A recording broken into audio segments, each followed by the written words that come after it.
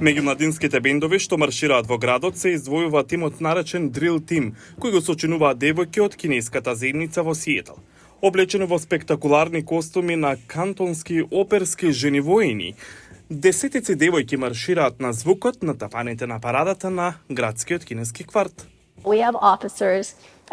Имаме офицерки, капетанки и поручнички.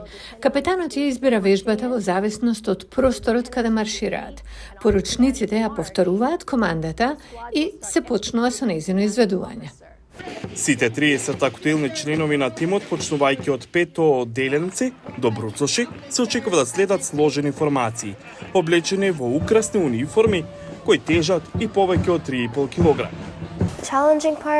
Најтешкиот дел е носењето на костимите. Тешки се и непријатни во многу делови, но најзабавниот дел се ваквите искуства, градењето сестрински однос. Групата беше главен дел од животот на генерации ученички во кинескиот кварт во Сиетл. 15-годишната Андреа Канг вели дека вежбите во саботите се семина традиција. Мајка ми беше во Drill Team во средно училиште. Ме зачлени кога бев мала. На капетенката на Drill Team, Колин Маккейсон, незината небиолошка мајка и предложила да се придружи како начин да ги научи традициите што ги нема во незиниот нов дом. Знаев дека сум кинезинка. Знаев дека не сум белец. Но го немав чувството за култура.